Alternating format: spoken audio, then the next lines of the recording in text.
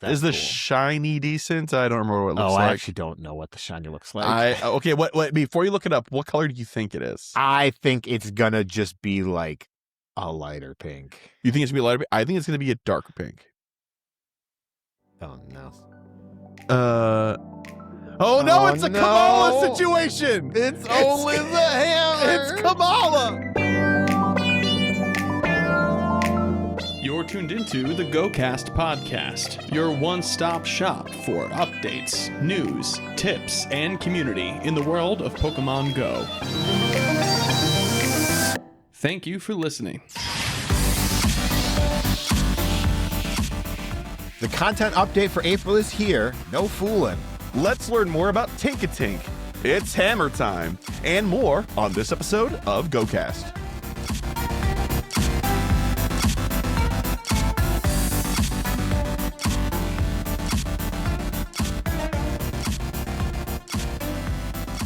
Hello and welcome to the GOCast podcast, episode 364. It's March 21st, a Saturday morning. It's a little bit after 11 here. I'm your host, Chris, and as always, I'm joined by my co-host, Kyle. Hiya. How you doing, Kyle? Doing all right. Are you thawed out? I'm thawed out. Yeah, well, no, I haven't been outside yet today. It's 75. It's I have to go insane. outside. It's insane. I have the window cracked a little bit. I got some air coming in here. If I had done that 48 hours ago, I would have had a foot of snow inside my place. It was literally 30 degrees outside 2 days ago. I can't believe it. Anyway, thank you for coming to the Chicago Weather Podcast. We haven't had an update in a while, but it's been crazy. Rest assured, it still makes no sense over here. Lake effect or whatever. Yesterday was a high of 60 and a low of 30. Wow.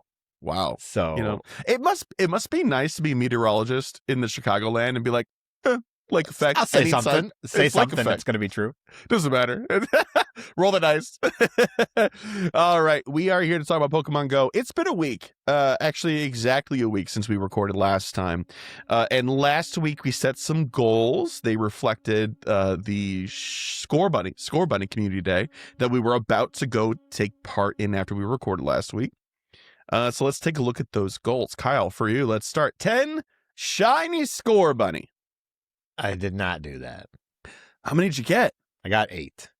And did you have to quit early or something? Yeah, I played for an hour. I would have liked to play longer, but well, first off, it was cold last Saturday. It was like 30 really degrees cold. outside. Yeah. And my car was still not fit for CarPlay at the time. It's now in the mechanic. I'm going to go pay a pretty penny on Monday. So What happened? Brake pads and the struts needed to be replaced on the front axle, and also the serpentine belt and the spark plugs. Serpentine belt sounds made up. I'm not a car guy. I'm sure it's real. I'm just saying it sounds so made up. Yeah, the kerfluffle block is fried. And I need to get in there with a Floofmaster 9000. I got to bring that over from the other state. Wow. Okay. Well, I'm sorry. But at least the nice thing about getting all this maintenance done at once on a car, it does stink. Massively stink. But at the very least, then it's done. You know what I mean? I was expecting at least it to be 50% more than it was when I brought it in based on the sounds the car was making. Oh, wow. So We're okay. We're okay. Okay. All right. Good deal. So 10 shiny Score Bunny did not happen. Nope. Evolve a Sylveon. I did do that. Let's go. You're, I think, further ahead on that research now than I am because my Sylveon is not complete. Next step is time gated. Better get there. Great. Okay. Pressure rising progress. I did do that. Did you? I was vague on this one. It's not as much as I wanted, but I did do that. Okay. I have one of those too. Don't worry. I need to hatch eggs. I'm on step 5. I got there late, so I didn't get to hatch my eggs. I was about to say for our weekly challenge this week, you actually hatched 7. I did. I hatched. Who invited us? Lachlan? I think Lachlan invited us. Yeah. And I was like, okay, well, it's hatching eggs. I can do that on Monday if nobody finishes it. No, Lachlan put up some numbers. I put up a couple, and then you and I were kind of neck and neck for a second, and then all of a sudden I logged in at the end of the day, and it was oh, Kyle's done 7 or 8. And I was like, wow, look at him. He took a walk. Look at him. No, I just put eggs in the incubator before work. That's all it takes, man. That's all it takes. 250,000 experience. Yes, I did do that. Excellent. Okay. Where are you on total XP now? What is it? 80 million 200. Well, okay, that's just my total. Sorry, that's my till the next I was level. about to say you have way more than 80 192 million 358,000. Okay. Not bad. Not bad. All right. So what was that? 3 out of 4 free? Oh, yes, 3 out of 4 I did not free. get the shiny score bunnies. The shiny score bunnies. Okay. Hey, good. 3 out of 4 is still really good. Sorry to hear about your car, but not sorry to hear about the lower price cost than you expected. That's always great. Okay, for myself, I wanted to work on maxing the Schlindo Aegislash, and I need to nickname it this week. That should be a goal. I did. I powered it up twice. I still have a long way to go, so I'm going to keep walking it. 20 shiny score bunny. I also only played for an hour, but I got 21 shiny score bunny. That's crazy. That's ridiculous. One of which was a Shundo. That's so crazy. No luck. Woo! Chris's luck this week. Woo! Yes. And then my last goal was to get a shiny bug of any kind, given that it is the best event of the year right now. And I did. I got a shiny Dwebble on my plus when I was driving to a location for work the other day.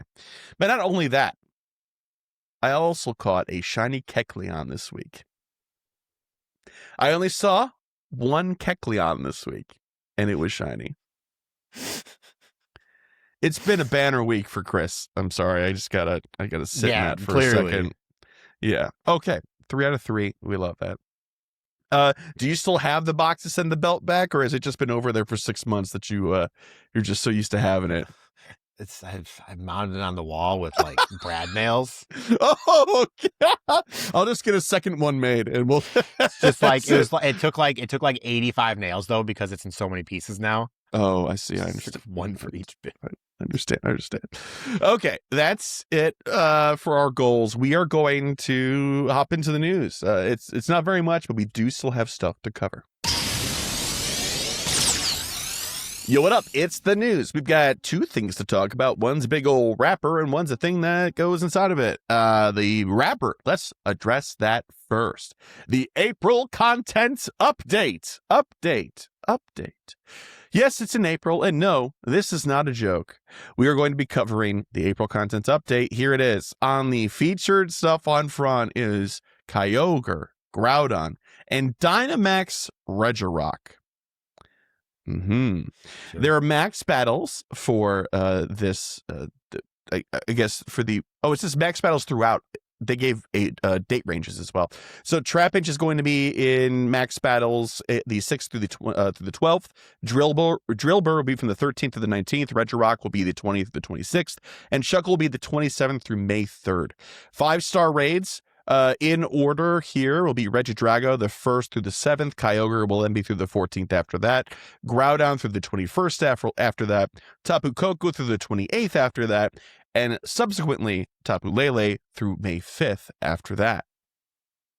Mega Raids, Mega Manectric from the 1st through the 7th, followed by Mega Aerodactyl to the 14th, followed by Mega Alakazam through the 21st, followed closely, maybe a little too closely, Mega Sharpedo, April 28th through that date, and then Mega Banette through May 5th. We're going to have a specific 5-star Shadow Pokemon. Shadow Latios will appear in Shadow Raids from April 1st to May 5th.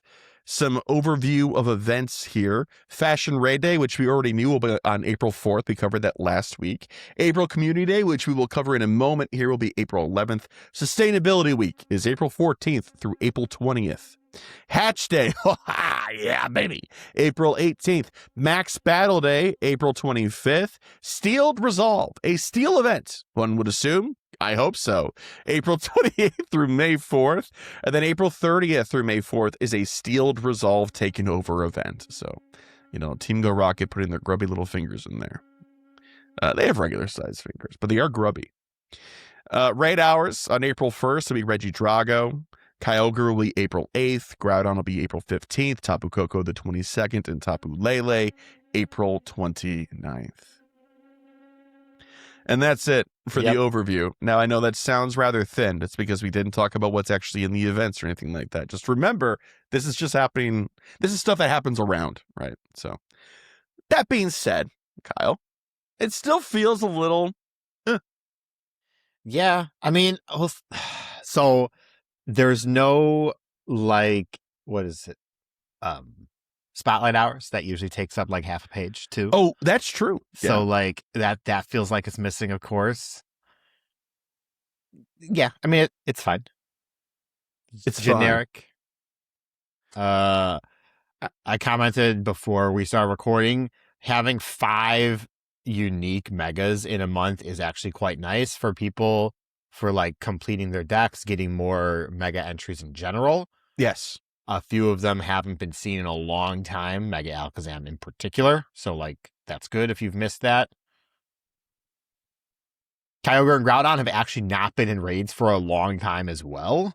Mm-hmm. If we're not counting the Road to Kalos, which I'm not. Nobody is. So, like, that's pretty awesome. If you want to chase those, 2 weeks for that is good. Yeah, it's also worth mentioning Dynamax Regirock can be shiny. There is no Gigantamax version. So like we have said in the past, we try to call it out. If you get a Shundo Dynamax Regirock, that's the summit of that mountain for that Pokemon. Yeah. You're not gonna hold out for a better version. What?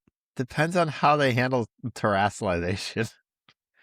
Oh, I suppose it might actually be better to have whatever Terra type Regirock than having a Dynamax Regirock, but maybe. But as far as Dynamax is concerned, as far as the game currently, yes.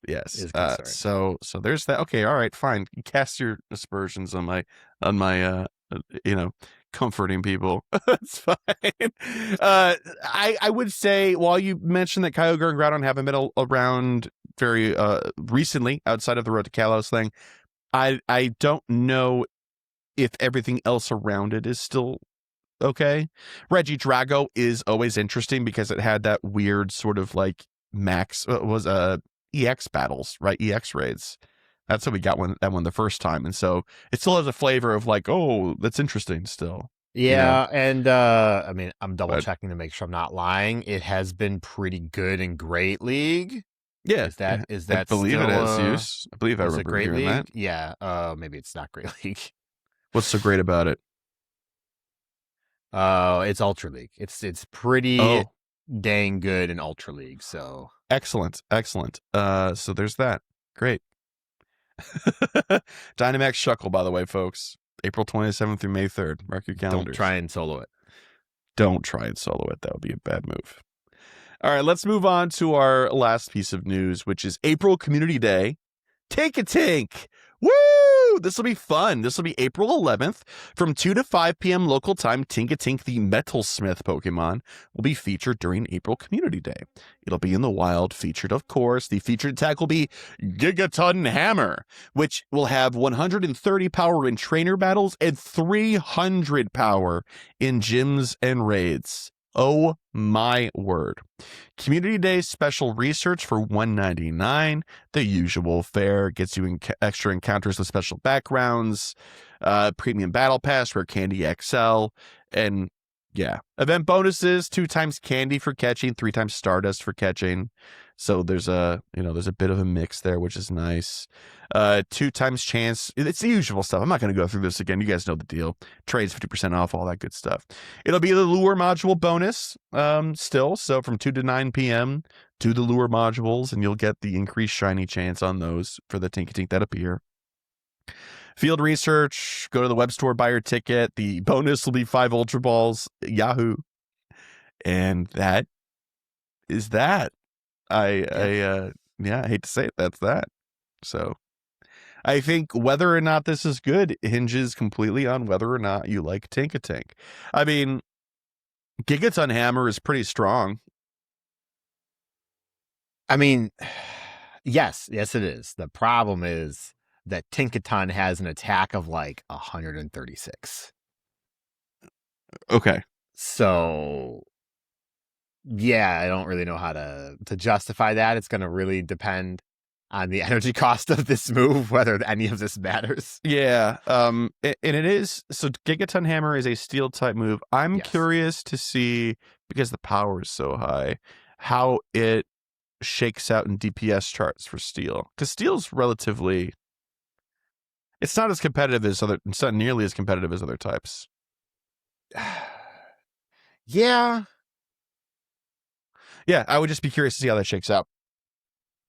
Yeah. It'd be very interesting. It's very cool move, for the record. It's a very cool move in the main series games. Anytime there's a really neat signature move, it's cool. TInkatink and Tinkaton has the unfortunate penalty of coming out the generation after Zacian came out. That's true. And I think that Game Freak was so scared of making another fairy steel type be good that they deliberately made Tinkaton really bad. And like, that's a crying shame because it's a huge fan favorite. It's a really great fan Pokemon. favorite. Yeah. Yeah, it is. I don't know. That move is very good though. So 300 power in gyms and raids is insane. Yeah, it might be good, but if it's like 100 energy move, it's not going to matter. If It will be. If this is like a 50 energy or like a 60 energy move, it could like be a competitive There's steel type. There's no way, I think, and I'm sure you agree, there's no way this isn't a high energy 1-bar move. I agree. I'm just, it would be maybe. a shame if it is. Yeah. Also, I'm it. sorry, it has 155 attack. I was close, but It has 155 attack. Yeah. Did you for record, everybody, Mewtwo has 300 attack. So. It does, but here's the thing, right? This move has 300 attack power in gyms and raids, like I said, right? Yes. How much attack power does Zacian's steel move have? What's it called again? Behemoth Blade? Yeah, how much 200. is that? 200? And how much attack does Zacian have? 332. All right, there goes my theory. Zacian, Crown form Zacian is crazy. It's a crazy Pokemon. Do you have the DPS list up, or are you just talking about Zacian because you know Zacian is way better? I don't have the DPS list. I have Zacian's page open because I was just on Tinkaton's page. I was just curious. I mean, Zacian being far and away the best steel DPS that we have doesn't surprise me. I am still just infinitely curious about how like where it places, because this is the first time we've seen something like this, that it has such a low attack but it has such a high damage move, and balance in Pokemon Go has always been such a I was gonna say like such a symptom of the rest of the game, but that's not necessarily true, and that feels unfair to the team that works on it to a degree. I would say balance outside of PvP has not been a big focus. Yeah. I guess the problem is, like, if you even just look at the DPS list, Metagross, who's like, the barrier to entry for steel types, 18 DPS, 18.16, but whatever. Okay, all right. Zacian Crown Form is 25.87. And Duskmane Necrozma is 25.02. Oh, so like I forgot about Duskmane Necrozma. Yeah. And also Crown Shield Zamazenta is 24.77. So like if you've been playing the game long enough, you've got 4 steel types already probably level 50. Yeah. Tinkaton will not be doing anything here. Yeah. And this is, of course, Mega Metagross exists too, but it's even worse than the 3 that I just listed. So I'm just trying to make a case here, man. It's really I'm hard. Telling you, it has the debuff because they should existed before it. Yeah, that's fair. Either way, it it persists as a fan favorite, and I don't. It's an awesome Pokemon. I have a hundo, so excellent. I will be maxing that out. Excellent. Is the shiny decent? I don't remember what it looks like. I actually don't know what the shiny looks like. Okay. What? Before you look it up, what color do you think it is? I think it's gonna just be like a lighter pink. You think it's gonna be a lighter pink? I think it's gonna be a darker pink. Oh no. Oh no! It's a Kamala situation. It's only the hammer. It's Kamala. You want to know? Okay, you want to know the worst part about this here? Now I'm angry. Please. the hammer is supposed to be made out of body parts of a Corviknight. Oh, yeah. Like as you'll find out, I think, in a moment when we Yeah. read his PokéLore. You will. The shiny has a like a rust-colored hammer, which, spoiler alert, shiny Corviknight is not rust-colored. No, it's gold. It's goldish. It's goldish. Also, the gem in its stomach also changes color to match the... I guess it's probably just a piece of armor that's fashioned on front of it, though. Likely. Yeah, but that's only TInkatink. Tinkatuff and Tinkaton don't have that gem on there. Yeah, no, I see that. Huh. Oh, unfortunate. That is unfortunate. Unfortunate. All right. Well, I think it's time to move on. That's what it is. It is. Yeah, let's move on here. We're going to take a quick little break, and when we get back, it's going to be time for PokéLore. Like Kyle said. See you there.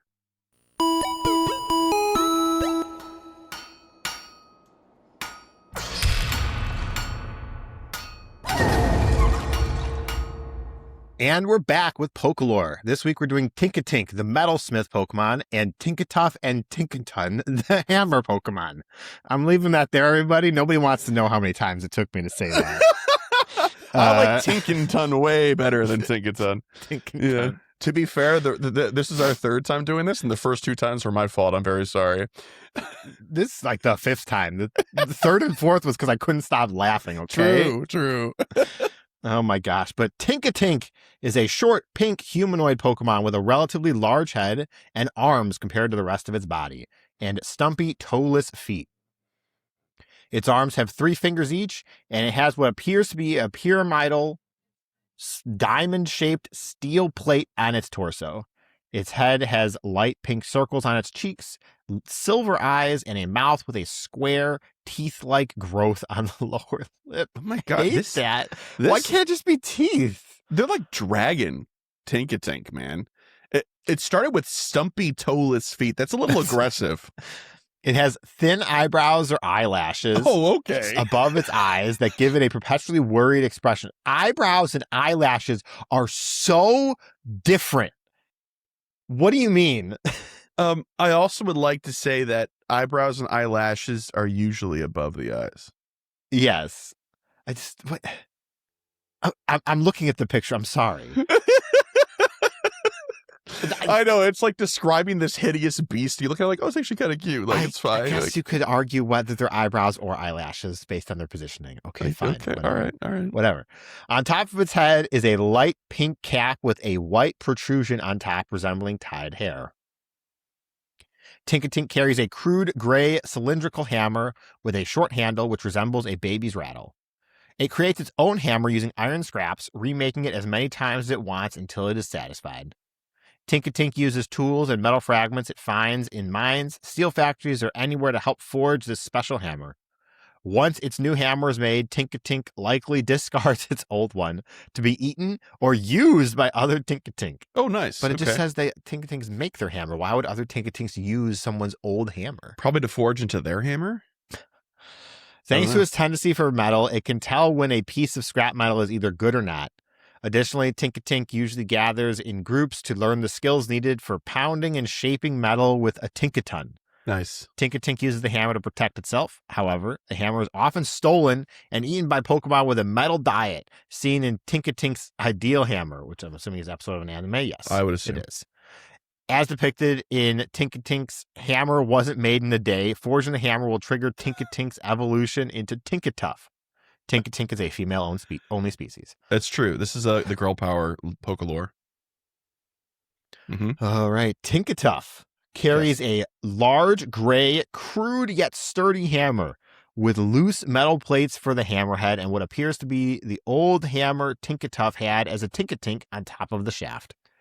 Tinkatuff makes its hammer using metal it collects from groups of Pawniard and Bisharp, which it preys on. The animated series also depicted Tinkatuff attacking Corviknight to steal its feathers for the hammer. Yeah.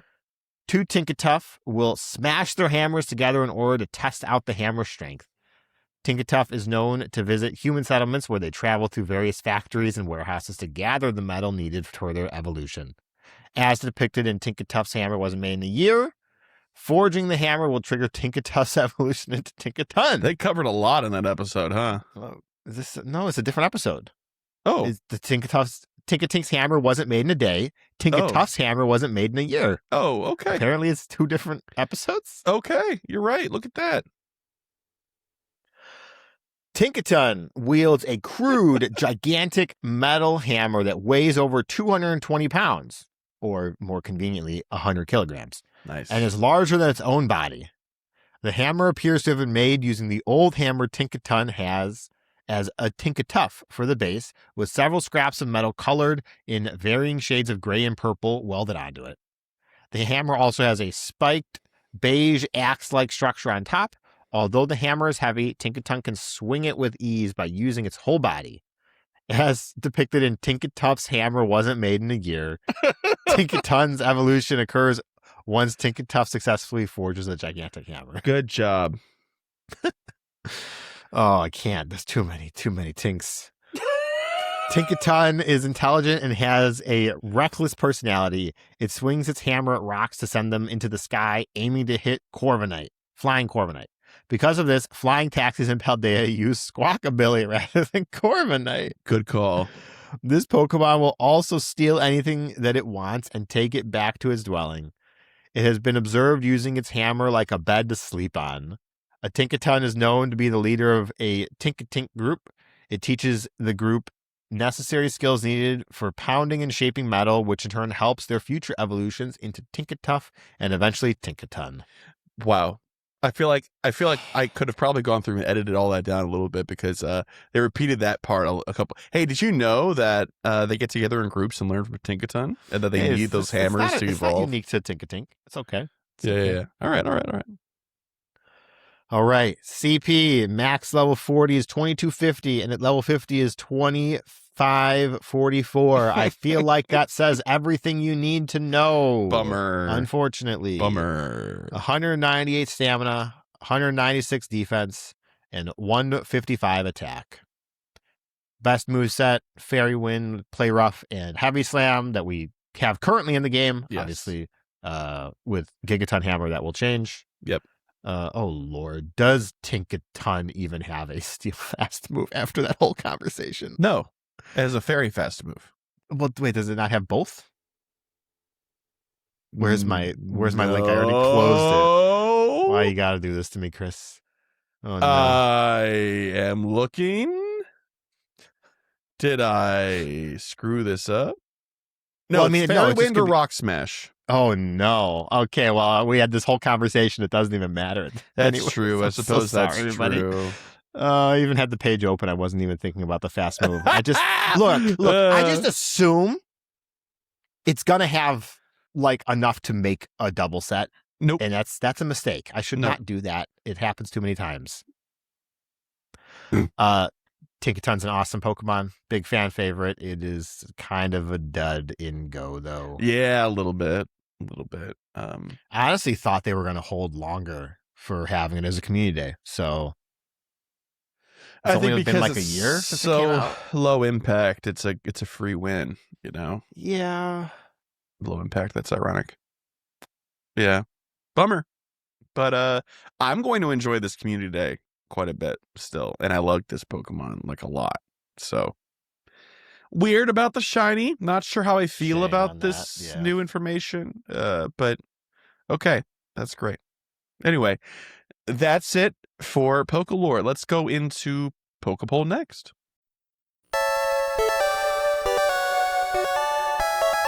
Last week's PokéPoll was, how do you feel about fewer tickets for events in favor of more Go passes?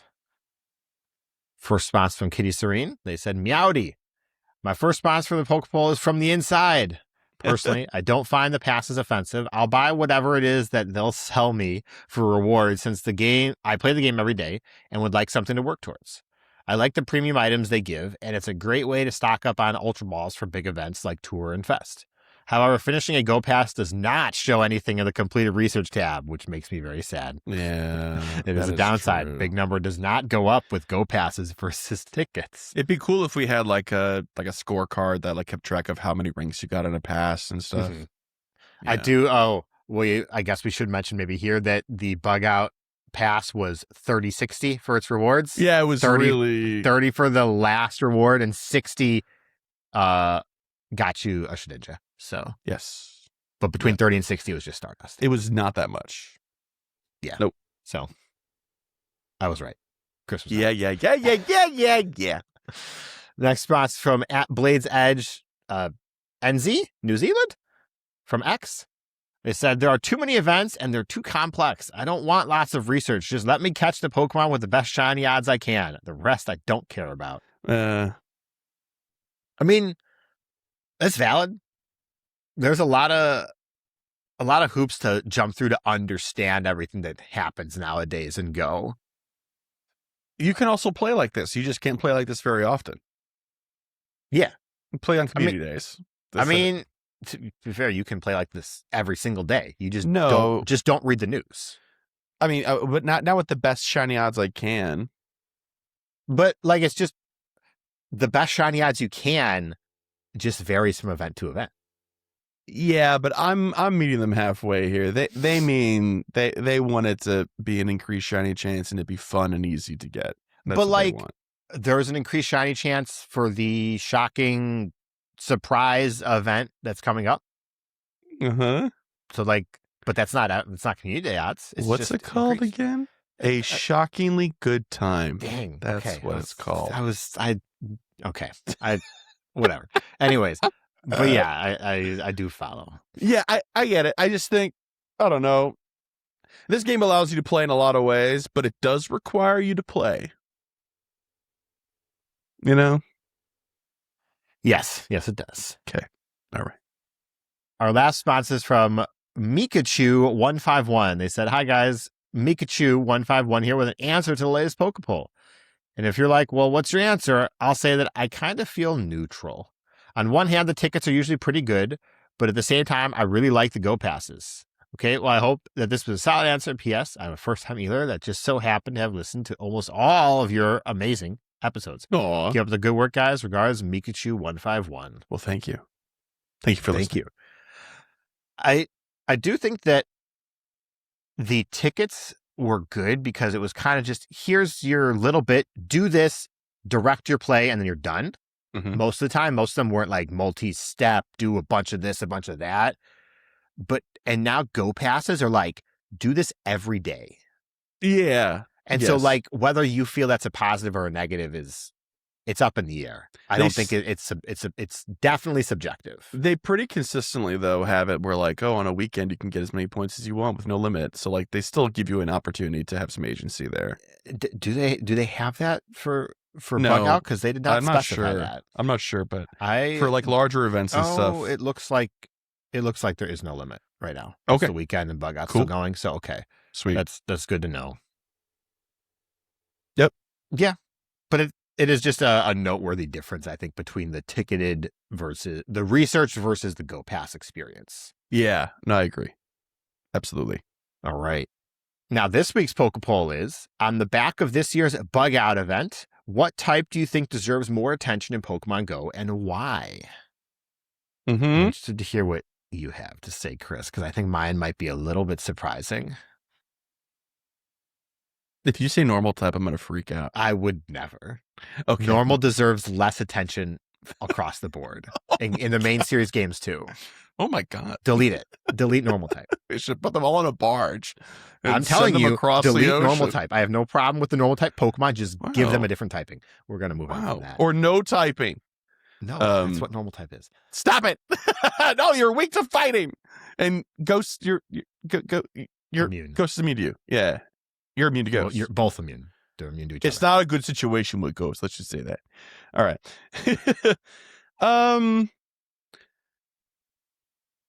All right. I have an answer, and it is only the answer I have because of the way that it has been historically treated in Go.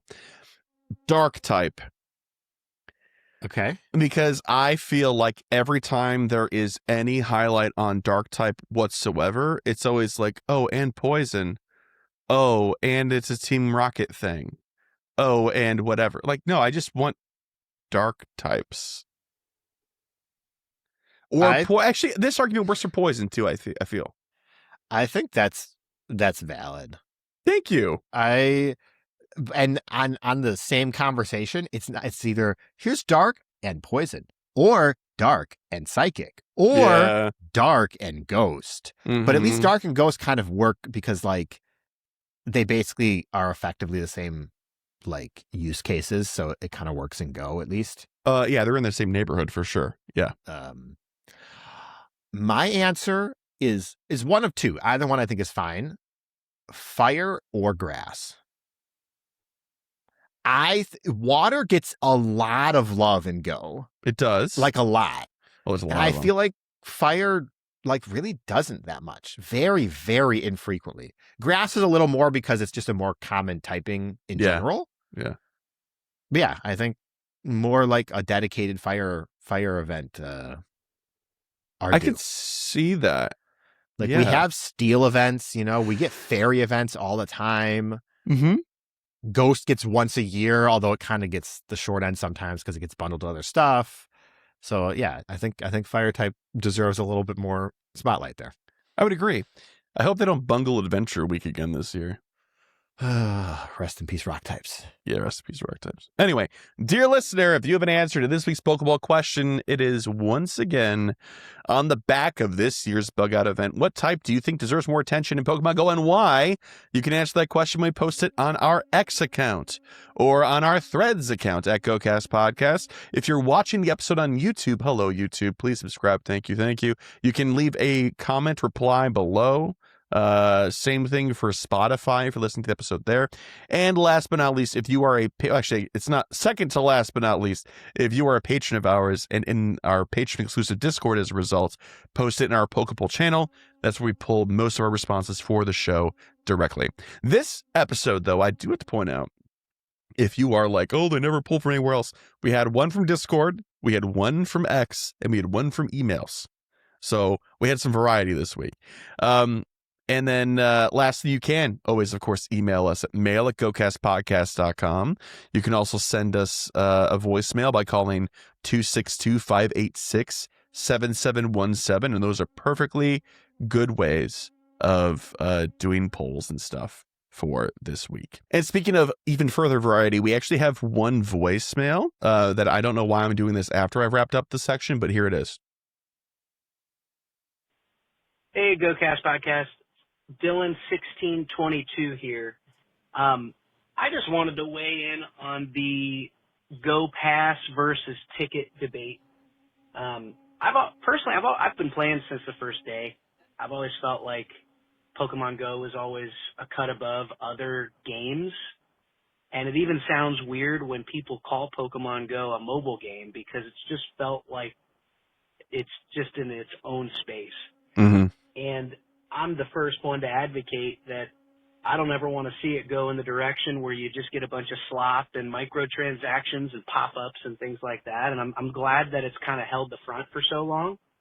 That being said, my take on the Go Passes and the switch from tickets to Go Passes, I'm kind of in favor the more I think about it. Because before it was, hey, if you want these bonuses, you've got to buy a ticket. And if you don't buy a ticket, then they might have some other stuff going on, but you don't get any of the bonuses. With these passes, they all have a free track built into them. So I'm kind of looking at the glass half full on this. I mean, of course it is what it is. We're just the players. Mm-hmm. But at the very least, we're getting some free stuff versus just not getting anything because we didn't want to buy the ticket. Yeah. And on the plus side, I think it's a little bit more dynamic and fun to do a pass versus just buy a ticket, get the things. Because you're getting constant drip feed euphoria or dopamine every time you take down another step of the pass. That's true. Yeah. So just share my thoughts. Huh. I also really excited about Chicago and Shiny Vibes all. Yeah. All right, well, Dylan, hopefully we get to cross paths. We will be doing stuff, I believe, Friday and Saturday nights. So there's that. We're still putting more details together. Like I said, folks, we'll share that with you. But anyway, Dylan, good voicemail. I think I definitely agree with that point. I thought that, but never articulated like, oh yeah, you get more for free out of a Go Pass scenario, because at least you get something instead of being like, I'm good on the ticket, thank you. Yeah, you know what?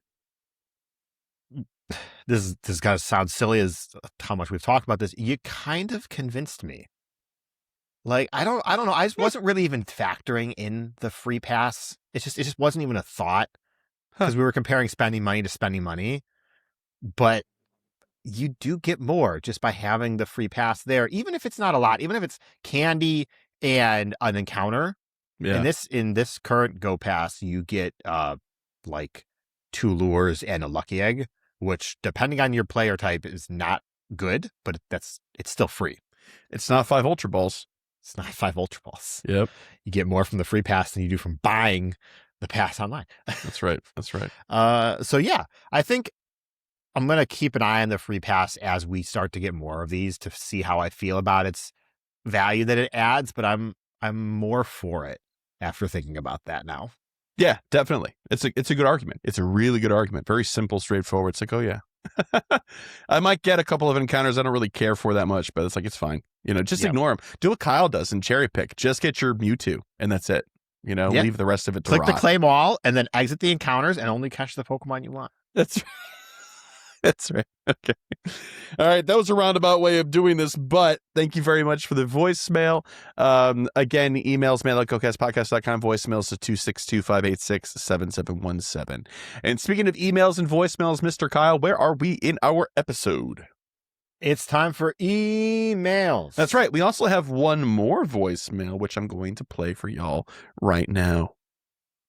Chris, Kyle, GOCast podcast. I love you guys a bunch. This is AJ. Hey, AJ.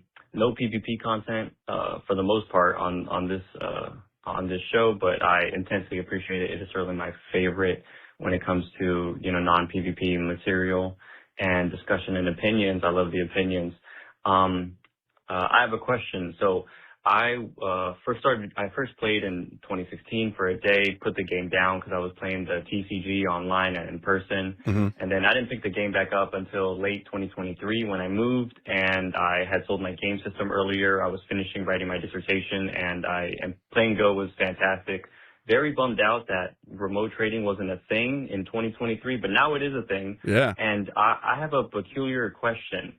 I have attained Forever Friends with at least 2 people that we have reached the level for about a week, and neither of them have Pokemon tagged for remote trade. Before those 2 people, I did reach Forever Friends with another person, and we got a remote trade that went off, and it was great, lucky, and everything, very wonderful. But then I had this one person, this second person in question, who's caught like 60,000 or so. They're a local, and they just haven't had anything tagged, and it's kind of frustrating for the past week because I've been wanting to get something good from them and offer them something really fantastic. I've tagged hundreds of things, if not 1,000. And then this other third person that hasn't yet tagged anything has played much longer than me, and I have played. I've gotten greater stats than them in the past a little over 2 years. Okay. But they don't have anything tagged either. And I don't know. Do I just certainly there's no glitch in the game, but I don't know. These friends are, very respectfully a little lousy with it. And I'm not too sure. I would like to hear some opinions or some thoughts. Thank you so much. Take care. You guys are the best. Shining vibes for everybody. Take care. Maybe. Well, first off, I totally agree with you, by the way, lousy friend. But hey, they were opening and interacting, so like that says something. They're better than us. Yeah, they're better than us. But maybe I missed it in the voicemail there. Does he get to see them? Did he mention if he actually sees these people ever? No. Has he ever talked to them? He only added you online? Did not mention. These are also my follow-up questions. Yeah. If that's the case, kick them off the friends list. Just like you made it to Forever Friends. Awesome. They're done now. They're not invited to Friendsgiving anymore. That's what. Yeah. No, for sure. Or Forever Friendsgiving. This is an ample opportunity to to remind people that people play this game in different ways and they have different priorities. Mm-hmm. Now, having said that, I think it's perfectly reasonable for you to be like, we did all this work to get to Forever Friends, and you're tripping at the finish line with this one thing. It makes no sense. Yeah, that's 100% a reasonable expectation of having people. As much as I want to be like, because we don't send gifts, and I will always defend, like, okay, it's okay that we don't send gifts. I know people care about that a lot, but whatever. People care about different things. But if you went through the trouble of getting to Forever Friends, Yes. the only way this could happen by accident, by the way, is if you played with these people every single day and in person at like raids and stuff, and it was symptomatic of your group play. Now, if that is the case, then you need to just go talk to them. Yeah, exactly. Yeah. If that's the circumstances, Yeah. be like, yo, what's going on? Yeah. But if this is Come on. intentional and you guys were just, interacting every day and stuff like that, and you have no other communication otherwise, you got to figure out a way to communicate with them directly, or that's it. Except take the L. C'est la vie. Like, I don't know what to tell you. But another big takeaway with remote trading is, if they do live somewhere else, unless they live somewhere drastically else, are you looking for something specifically from your remote trade? In which case, you're not going to be able to communicate that with them anyways. So, yeah, to a degree. I think it's implied. It's an implied expectation that if you hit Forever Friends, that you have some sort of communication with that person from a system standpoint, I think. I mean, that's what they think is going to happen. You can try and message them on Campfire. Oh, yeah. That will probably not work, but good luck. It's an option if you didn't think about it. Yep. I will be that person. I am going to get Forever Friends with somebody because I do weekly challenges with them, and I will not have anything to write. So they'll have to message me on Discord. I have a couple of people that I plan on doing this on purpose with, just to harass them. Okay. Yep. Just a couple people, and you probably already know who you are. I don't know. Are they someone you will ever actually see in person? Oh, probably, yeah. Okay. Well then, don't let them take your phone. I like giving my phone to people because I don't want it. Here you go. I'm busy. Yeah. Okay. All righty. Thank you very much for the voicemail. We have some emails as well. All right. The first email's from Weeg, and they said, "Greetings, C Money and K Train." This made me smile so much. I don't know if I'm on board with that. That's definitely Chris's speed, though. What, C Money and K Train? Yes. Would you rather be K Money and I be C Train? I think that's a little bit better because, like, I don't know. C Train sounds like an actual line on a metro. I mean, taking a ride on the K Train also makes sense, but in this context, you know what I mean. This conversation/discussion could probably be its own episode if we really wanted to dive into it, but I'd like to discuss favorite Pokemon. Yep. You guys have mentioned Cyndaquil and Gengar as your favorite multiple times, but why not fill out a team of 6? Narrowing 100 plus Pokemon down to 6 can be insanely difficult. 1,000 plus Pokemon. Did I say 100? I said 100. Oh, I just misread. Yes, 1,000 plus Pokemon down to 6 can be insanely difficult. So I've looked into a few picker websites and have settled on this link. Not sponsored. My results are included, but for everyone not seeing it, I selected Scorbunny, Cinderace if I need a battling version, Gallade, Gengar, Heracross, Sylveon, and Galarian Farfetch'd. It's not exactly Go related, but who doesn't want to mention all their favorites? Shiny vibes, all Weeg. Yeah, this is a project. So, yeah, this is a great list and picker and everything like that. I think we should share this on Discord, and also we can fill it out in our own time because it's not going to be as productive to do here at the moment. Yeah, this is a lot more than just 6. This is a lot of, you got to fill out this whole thing, huh? Okay. Yeah. I can give a few more call outs of what my 6 would be, but I do like the idea of sharing it. Everyone can have an opportunity of sharing stuff like that. Yeah, no, I agree. We'll do this on the Discord. This is great. I do want to call out that the URL that you didn't read out is CajunAvenger.github.io. That's awesome. That's a good one. Yep. Okay, so in Squarespace, they give you a randomized URL and then you mask it with your URL, correct? Okay. So like our website is GOCastPodcast.com, but it's a pass through to the website, and the URL is masked. And then the URL that's masked is usually just a string of words. And ours is Obo Begonia. I love it. I love Obo Begonia. That's awesome. Obo like the instrument? Yes. That's hilarious. Yes. And Begonia like the film that was really good. It was really good. Not like the flower. No, actually, I think it was spelled like the flower. I think they're both spelled the same. I was like, what's he talking? Okay. All right. Yeah, we'll work on this week. Thank you very much. And I'm also taking the nickname of C Money to my grave. I love that. Thank you very much. I'm going to change it on his Discord. Yeah, that's right. All right. The next email is from JT, and they said, hey, Chris and Kyle, Shadow Prime 34 here. It's been a while. You know the song. I do. Took a bit of a pogo hiatus, but in the words of the legendary John Wick, yeah, I think I'm back. I was listening to the most recent episode, and Kyle said that most of the stuff you see on a Pokemon is its body. Now it's time I shared the question that has plagued me from the moment I filled out my first Pokedex and every day after. Hypno, Kadabra, Alakazam, Mr. Rhyme, the Timberline, Floette, Passimian, Oranguru, Surfetched, the TInkatink line, they all have stuff with them. Uh-huh. Is Hypno's string thing a part of it? If I take Mr. Rhyme's cane and then call him back into the Pokeball, does the cane go with it? If you eat Oranguru's fan, would it technically count as a salad or not? If I had two Tinkaton and swapped their hammers and then called them back into their Pokeball, would the hammers swap beforehand? If Floette was asleep and I swapped its flower for a regular flower, would it? According to Bulbapedia, Passimian's head is actually a helmet, which I just found out. But if a Snorlax ate the large berry that Passimian carries, does that injure Passimian? I feel like that one Charlie Day meme. Yeah. I like it. Anyway, these questions are pretty much my Roman Empire. Would love to hear your take on them, or at least someone else to question them like I do. As usual, loving the show. Are we still apologizing for long email? Because I definitely don't apologize for this email. Shiny vibes, JT. I love it. I love it. Good question. I don't have an answer. I do. Well, I think it's different from Pokemon to Pokemon. Mm-hmm. That's the answer. Is the big answer. That's the answer. But I think that there are ways to determine out what the answer is, not for every case, but for a lot of these cases. Mm-hmm.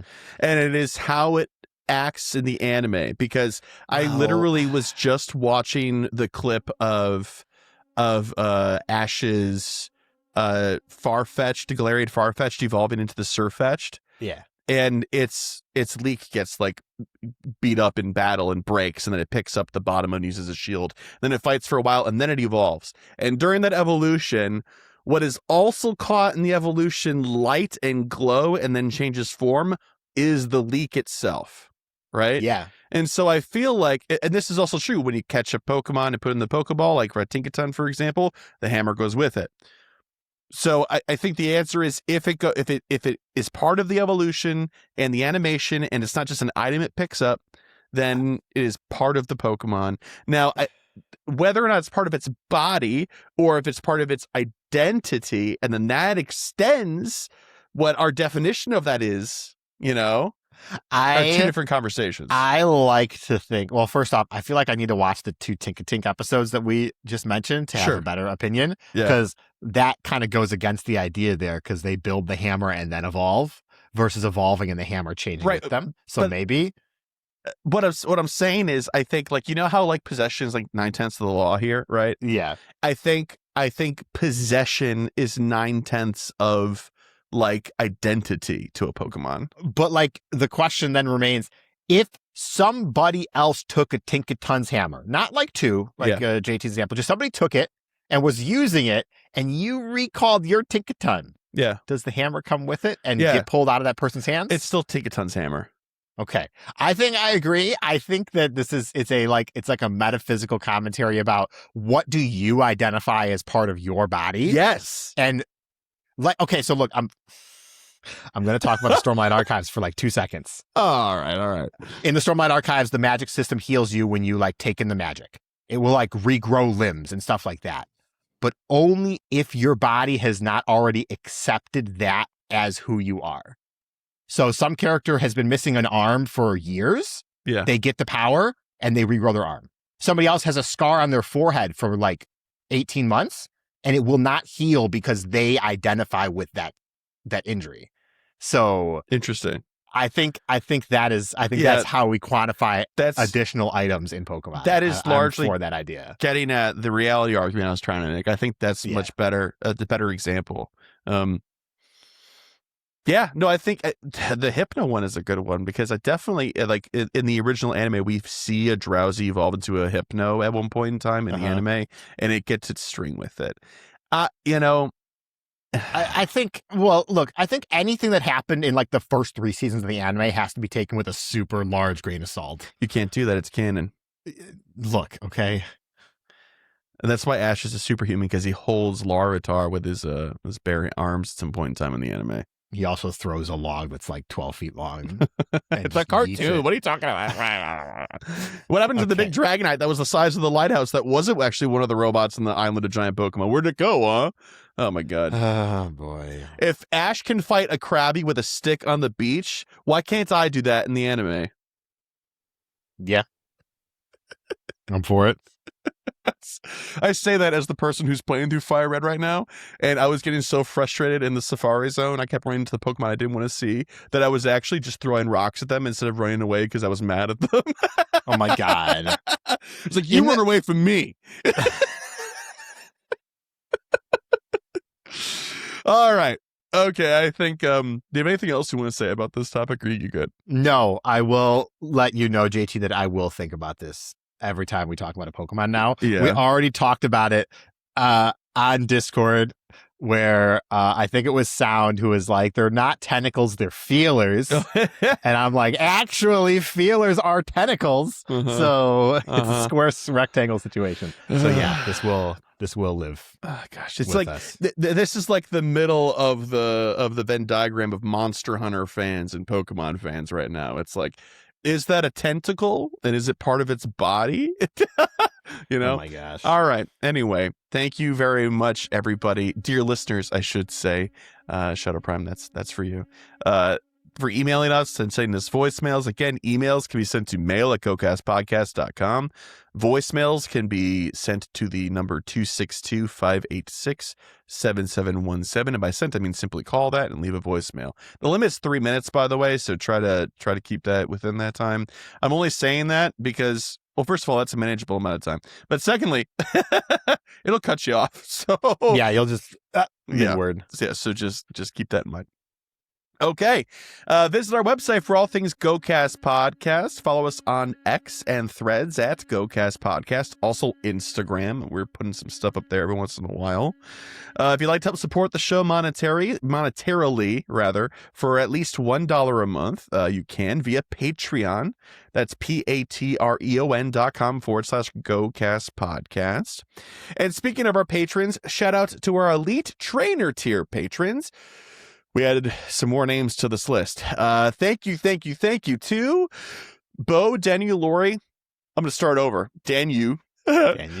Bo, Daniel, Lori, Michael, Ozzy, Arkham, Marvin, Movie, Source, Urusui, and Ryan, Thayer, Jason, Justin, Charles, Monners, Lee, William, Brandon, Ethan, Steven, Nick, our favorite listener, Drew 2, Camo, The Ugly Rock, Jacob, Victoria, Sarah, Laura, Randoms, Nabil, Tish, Jacob, Matthew, Don, John Paul, Micah, Sean, Dave, Nassicall, Purple Opal, Nurglefon, Beta, Ski, Cyprian, Don, Fear the Turtle, Chad, Everdark, Raven, Louise, Colmasado, Julian, Glojo, and Posey May. Thank you very much for your generous support and for helping us keep the digital lights on. And if you'd like to be added to that list, you can. In our ever continuing journey of trying to pass out on this show every single week, you can just sign up as an Elite Trainer tier patron, so we'll add your name to the list. You can also leave us a review that's free for you and really helpful for us, and I promised I'd read some this time, and I found them. This one is from a Denise, and this is, "Don't stop making episodes," 5 stars, and the rest of it is, "I like this podcast." Thank you. This next one is from The Fox 314, and they said, must listen in all caps, 5 stars. This podcast is by far the best in its field. From consistency to helpful information, highly recommended. The consistency thing made Kyle laugh. Thank you. Must listen to all Pokemon fans. This one is from the great and powerful Weeg. 5 stars. Whether you're a casual or a diehard for Pokemon Go, Chris and Kyle are a weekly requirement. It's insightful, fun, and just enjoyable. GOCast is nothing short of awesome. You should also throw Steph and Fish in there if you were a PvPer. I promise you will not be disappointed. All right. Thank you very much, folks. Please leave a review if you haven't. It's very, very fast. It really is very helpful. So let's set some goals. Then we're out of here. This week, actually later today, in like an hour or so, we've got the Water Research Day replay event. And then later, starting on Tuesday, running through next weekend, is Shockingly Good Time. Yep. Which we will be recording before. Well, we actually have no idea. We have no idea when we're going to record next week. It could actually be a bit of a problem. Yeah. So just FYI, everybody, if we end up not having one, maybe I'll do one Gigantamax. Okay. Mm-hmm. That'll be on the weekend. So yeah. Pressurizing progress because I gotta make sure I get that done. Okay. And because I got through the task I was currently on, Sparkle and Shine Pokestop progress, because it's 21 Pokestop, 21. Oh my gosh, spin Pokestops on 21 different days. That's what I was trying to say. Holy cow! Yes. 250k experience, and trading progress for my Gentleman Medal, and also 1 Gigantamax Pikachu. We'll see. I'll remote into 1 and call it done, probably. Okay. There was something that I said I was going to add to my to-do list this week, and I don't remember what it was now. I'm going to edit and be like, oh, that's what it was. Oh, okay. Well, anyway, what I have so far, I might add one to this, is 50 eggs, a new shiny of anything, a Gigantamax Pikachu, if we don't record before then, would be great, just like Kyle's goal. And work on maxing the Schlendo Aegislash. Oh, I had to nickname the... Oh, yeah, you got to nickname it. Yeah. Schlendo Aegislash. All right. Cool. That's it. Thanks for listening, folks. We'll see you next episode. Not sure when that's going to be, actually. So because I'm going to be out of town for work, and it's going to be a bummer. So just time wise, we'll figure something out. Until then, shiny vibes and all that good stuff. Bye. Bye.